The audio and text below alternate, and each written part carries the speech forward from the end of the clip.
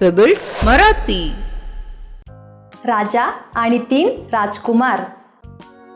एकेकाळी एक राजा होता. राजाचा खूप मोठा आणि सुंदर राजवाडा होता. राजाला जय, विजय आणि अजय नावाची 3 मुलं होती. राजाला मुलांची पात्रता बघायची होती.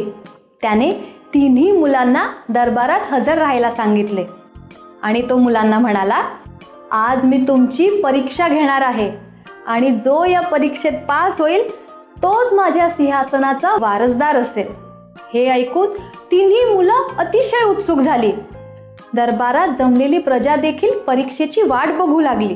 राजा त्यांना म्हणाला, तुम्हाला ही पूर्ण खोली कशाने तरी भरायची आहे. जयने हिरे आणून अर्धी खोली भरली. विजयने कापूस आणून खोली भरण्याचा प्रयत्न केला, पण तोही पुरेसा नव्हता. त्यानंतर अजय एक दिवा घेऊन आला आणि त्याने तो दिवा खोलीच्या मधोमध ठेवला आणि बघताच संपूर्ण खोली दिव्याच्या प्रकाशाने भरून निघाली. हे बघताच सर्वजण चकित झाले. हे बघून जय आणि विजय खजील झाले. राजाला खूप आनंद झाला आणि त्याने अजयला आपले वारसदार घोषित केले.